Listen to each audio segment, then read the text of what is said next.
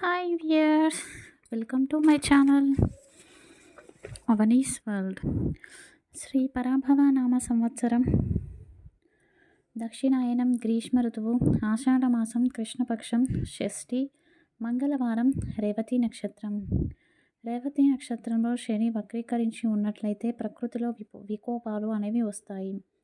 ఈరోజు మంగళవారం కావున చాముండేశ్వరి అమ్మవారి నామాన్ని జపిద్దాం. ఈ నామాన్ని జపించడం వలన శత్రువుల నుండి ఏవైనా ఆపదలు వచ్చేవి ఉంటే వాటి నుంచి అమ్మవారు మనల్ని రక్షిస్తారు. ఓం చాముండాయై నమః. ఓం చాముండాయై నమః. ఓం చాముండాయై నమః. ఇంకా ఈరోజు మన సంప్రదాయంలో భాగంగా చిన్నపిల్లలకి దృష్టి దోషాలు అనేవి వచ్చాయి అని మనం ఎలా తెలుసుకుంటూ ఉంటాము? వారు సరిగ్గా అన్నం తిననప్పుడు, లేదంటే తిన్న అన్నాన్ని కక్కుతున్నప్పుడు, లేదా అల్లరి చేస్తున్నప్పుడు, వారి ముఖంలో డల్నెస్ ఎక్కువైనప్పుడు, సరిగ్గా నిద్రపోకుంటే అంత చికాక్ చేస్తున్నప్పుడు వారికి దృష్టి తగిలిందని మనం భావిస్తాము. అలాంటప్పుడు నీటిలో కాస్త ఉప్పు వేసి దాంతో స్నానం చేయడం కానీ, లేదంటే వారానికి ఒకసారి అభ్యంగన స్నానాన్ని చేయించడం కానీ, లేదా అన్నం తిన్నాక ఆ అన్నంతో కాస్త దిష్టి తీసి బయట వేయడం కానీ చేస్తాము. ఇదే కాకుండా ఇంకో విధంగా కూడా మనం దిష్టి తీయొచ్చు. రాగి చెంబు కానీ స్టీల్ చెంబు నిండా వాటర్ పోసి దానిపైన ముద్ద కర్పూరం వెలిగించి ఆ నీటిపై పెట్టండి. నీటిపై పెట్టి దానితో పిల్లలకు దిష్టి తీసి ఇంటి బయట పెట్టండి. ఆ కర్పూరం కొండెక్కిన తర్వాత ఆ నీటిని బయట పారేయాలి.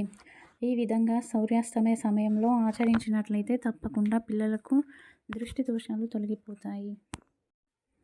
ఇక ఈరోజు వాస్తులో భాగంగా ఇంట్లో ఎన్ని రూమ్లు ఉండాలి, ఇంటికి ఎన్ని సింహద్వారాలు ఉండాలి అన్న విషయం గురించి చూద్దాము. పూర్వంలో అయితే ఇంట్లో ఒక హాలు, ఒక వంటగది, ఒక పూజ రూము, ఒక రూము ఉండేది. టాయిలెట్స్ ఎక్కడో ఇంటి బయట ఉంటుండేవి. ప్రస్తుత కాలంలో టాయిలెట్స్ కూడా ఇంట్లోనే ఉంటున్నాయి. టాయిలెట్ కూడా ఇంట్లో ఉంటే 5 రూముల కింద పరిగణించబడుతుంది. అలా అని చెప్పేసి ఇప్పుడు ఇంట్లో మళ్ళీ రెండు రూమ్లు ఉంటే ఆ 2 రూమ్లకి కూడా 2 టాయిలెట్స్ కడుతున్నారు. అలా అయితే 7 అవుతున్నాయి. ఎప్పుడు కూడా సరి సంఖ్యలో రూమ్స్ అనేవి ఉండాలి టాయిలెట్స్తో కలిపి. అదేవిధంగా సింహద్వారాలు 1 కానీ 2 కానీ ఉండాలి.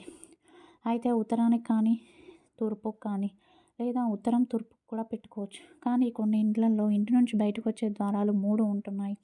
ఆ విధంగా ఉన్నట్లయితే ఆ ఇంట్లో ఒకరి మీద ఒకరికి నమ్మకం అనేది ఉండదు. ఎప్పుడు ఆ ఇంట్లో అంధకారం నెలకొంటూ ఉంటుంది.